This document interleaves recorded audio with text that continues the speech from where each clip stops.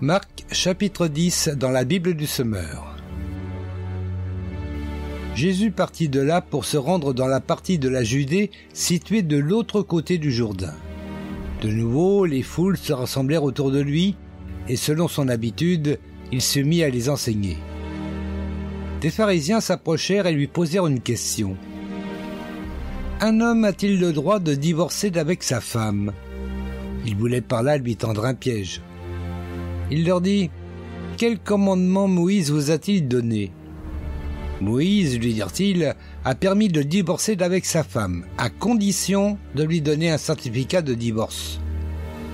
Jésus leur répondit « C'est à cause de la dureté de votre cœur que Moïse a écrit ce commandement pour vous. Mais au commencement de la création, Dieu a créé l'être humain, homme et femme. C'est pourquoi l'homme quittera son père et sa mère pour s'attacher à sa femme. Et les deux ne feront plus qu'un. Ainsi ils ne sont plus deux, ils font un. Que l'homme ne sépare donc pas ce que Dieu a uni. » De retour à la maison, les disciples l'interrogèrent à nouveau sur ce sujet. Il leur dit « Celui qui divorce et se remarie commet un adultère à l'égard de sa première femme. Et si une femme divorce et se remarie, elle commet un adultère. » Des gens amenèrent à Jésus de petits enfants pour qu'il pose les mains sur eux. Mais les disciples leur firent des reproches. Jésus le vit et s'en indigna. « Laissez donc les petits enfants venir à moi. Ne les en empêchez pas, car le royaume de Dieu appartient à ceux qui leur ressemblent. Vraiment, je vous l'assure, celui qui ne reçoit pas le royaume de Dieu comme un petit enfant n'y entrera pas. » Là-dessus, il prit les enfants dans ses bras, posa les mains sur eux et les bénit. Comme il partait, un homme accourut et se jeta à genoux devant lui et lui demanda « Bon maître, que dois-je faire pour obtenir la vie éternelle ?» « Pourquoi m'appelles-tu bon ?» lui répondit Jésus. « Personne n'est bon, sinon Dieu seul.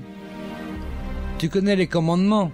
Ne commets pas de meurtre, ne commets pas d'adultère, ne vole pas, ne porte pas de faux témoignages, ne fais de tort à personne, honore ton père et ta mère. »« Maître, répondit l'homme, tout cela je l'ai appliqué depuis ma jeunesse. » Jésus posa sur cet homme un regard plein d'amour et lui dit « Il ne te manque plus qu'une chose. Va, vends tout ce que tu possèdes, donne le produit de la vente aux pauvres et tu auras un capital au ciel. Puis viens et suis-moi. » En entendant ces paroles, l'homme s'assombrit et s'en alla tout triste, car il était très riche. Jésus parcourut du regard le cercle de ses disciples, puis leur dit qu'il est difficile à ceux qui ont des richesses d'entrer dans le royaume de Dieu. Cette parole les surprit, mais Jésus insista. « Oui, mes enfants, qu'il est difficile d'entrer dans le royaume de Dieu.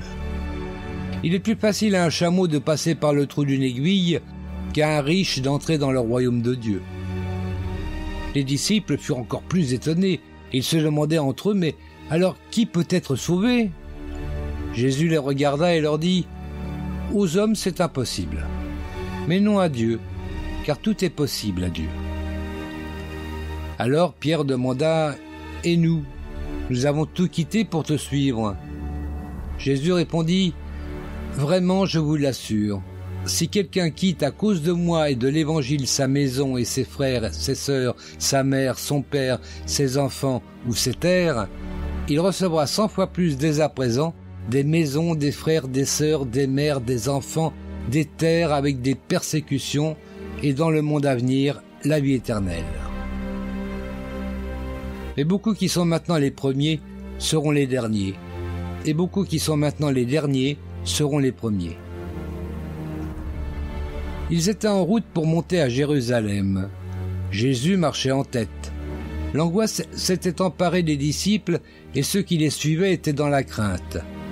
Jésus prit de nouveau les 12 à part et il se mit à leur dire ce qui allait arriver. « Voici, nous montons à Jérusalem.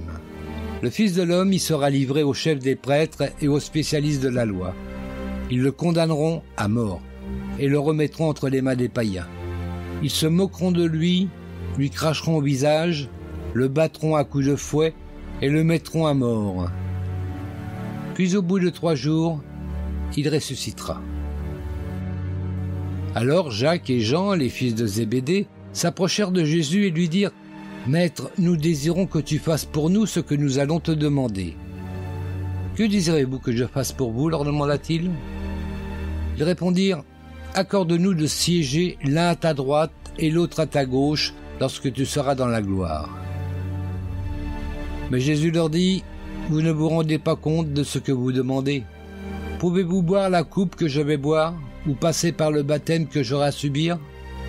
« Oui, lui répondirent-ils, nous le pouvons. » Alors Jésus reprit, « Vous boirez en effet la coupe que je vais boire, et vous subirez le baptême par lequel je vais passer.